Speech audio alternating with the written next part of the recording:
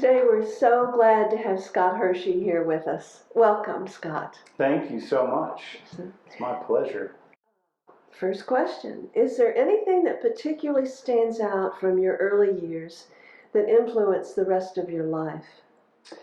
I would say it's very fortunate to be a part of a family that faithfully attended a church here in Lexington. I grew up as a part of a Lutheran congregation, and it was our practice to go to church every Sunday growing up. As a part of that experience for me, it was real formative. We had an amazing pastor in the church that I grew up, and beautiful music, and it was being a Lutheran congregation is immersed in liturgy, scripture, participation, and not unlike, of course, the experience in the Episcopal Church. So, but I would say that as a child, being a part of that environment was just formed the bedrock of my faith, and it's very frequently I'll say a prayer of confession that I grew up saying every week, and things, and all of those, the creeds and everything else, are just a part of who I am as a result of that. And then really just being a part of music and worship had a huge influence on my interest in being a musician as I became. So yeah, it was just certainly rooted in experiencing faith through the church. Was there a time when your faith helped you overcome significant challenges or crises? It's a great question. And of course, there have been many, many times. One that particularly comes to mind is when I was in my late 20s, I experienced the difficulty, the challenge of going through a divorce. I remember one evening in particular that after my first wife and I had separated, and I was really wrestling emotionally just with the whole situation and the grief of it, the disbelief, the sense of confusion and loss, and I really just having a hard time reconciling all of it. And I was obviously upset, confused, looking for answers that I didn't have. And this one particular night, I was just really coming out of my skin, just hitting a low point. I didn't know what to do with myself. I really just, spur of the moment, it was probably around midnight, I remember grabbing a flashlight, and I just decided to go for a walk. Left the house and just started to walk, and I didn't really know where I was going. I didn't have a particular destination in mind, other than I just knew I couldn't be in the house. I needed to go and somehow find my way through the emotions I was feeling. And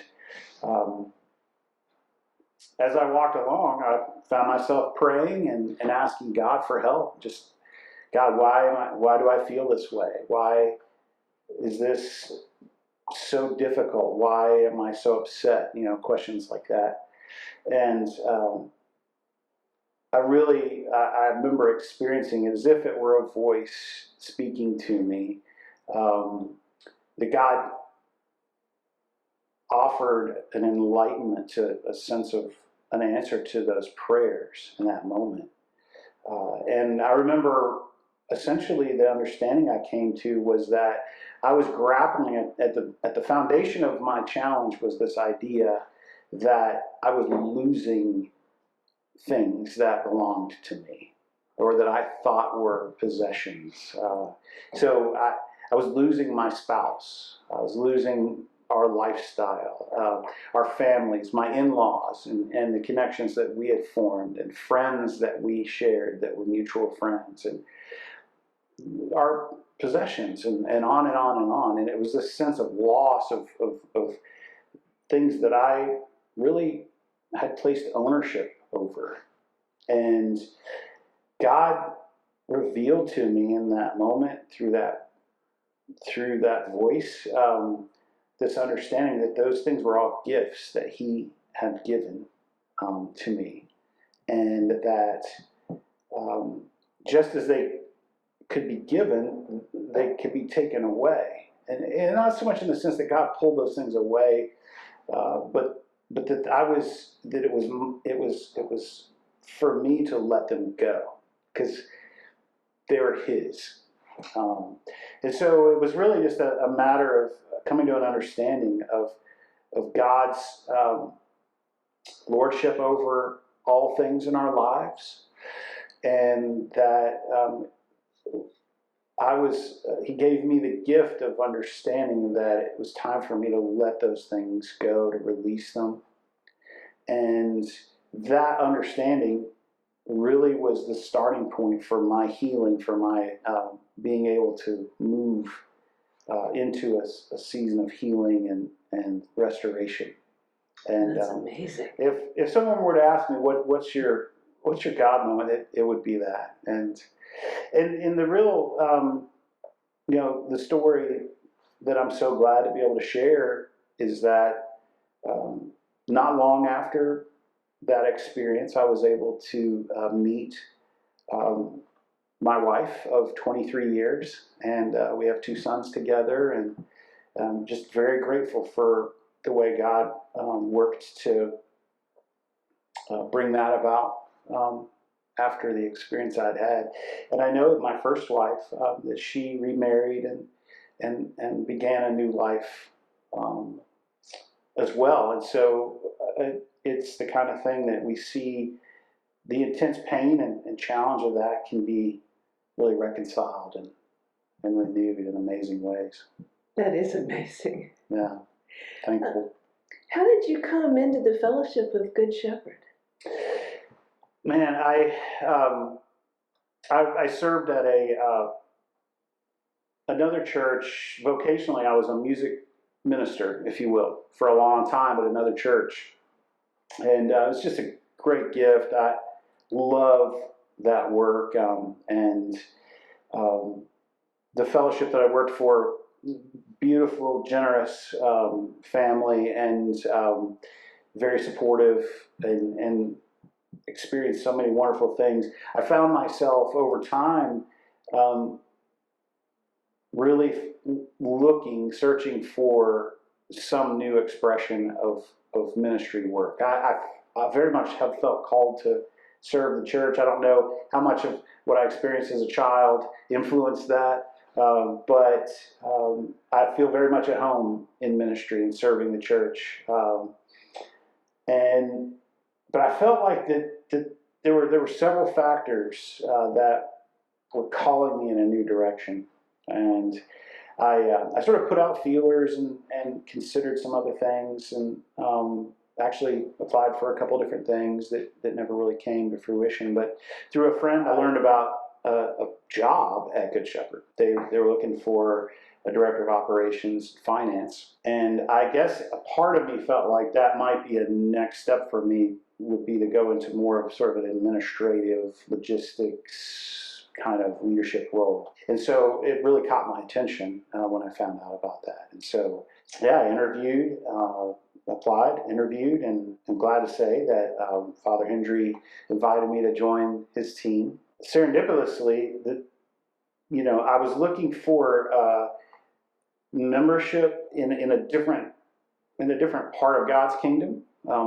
Interesting way to say it. Yeah, I was looking for an expression of faith that had some different approaches to theology, approaches to some of the fundamental aspects of hermeneutics and interpretation of Scripture, an approach to spirituality that was befitting sort of a place that I use the word growth. I feel like if you're interested in growing spiritually, then God can lead you in that way. And I certainly have been, and at that time was definitely on the growth trajectory of discovering, more and more about really how scriptures were working in my life and some of those things, and really seeking that out.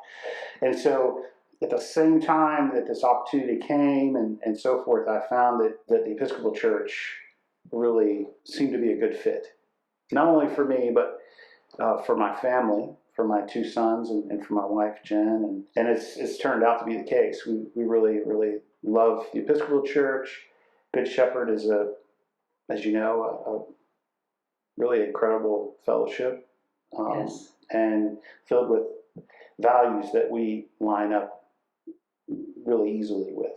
And so that's kind of how I came to be a part of things, and it's been wonderful to be able to not only find a new ministry calling, a new place to work, and serve, but also a place to worship in new ways and to enjoy that, with my family Wow. and so forth. So, And we've seen you lead the choir on occasion. as it turns out, I did have the good fortune to be able to assist Dr. Middleton.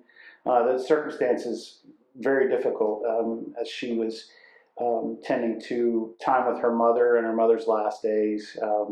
There was a need for some help to work with the choir and direct music during Eucharist a couple or 3 Sundays. And so because of the work I did in music ministry in the past, it was an easy thing for me to come alongside and help. And of course, it was a great deal of fun and to do that. So it's great to be able to use all your gifts in different ways as they're needed. So it is glad indeed. to step in. In closing, could you share just one thing with those who are watching, one bit of advice or one important lesson of life with us? Absolutely. Really kind of circle back around to the story I was telling about my late night walk.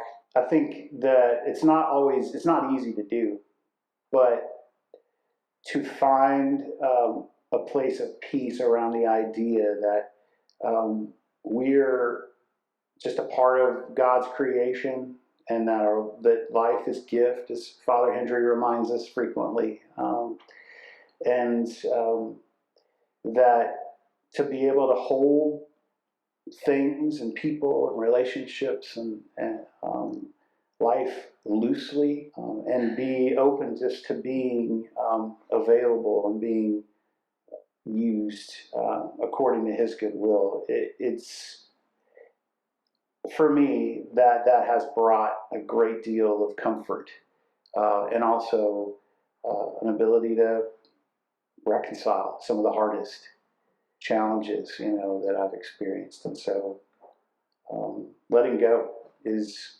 a key, and it's a challenge.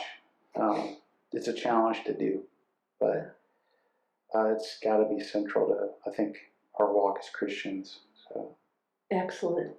Thank you so much for being with us today. Thanks for having me.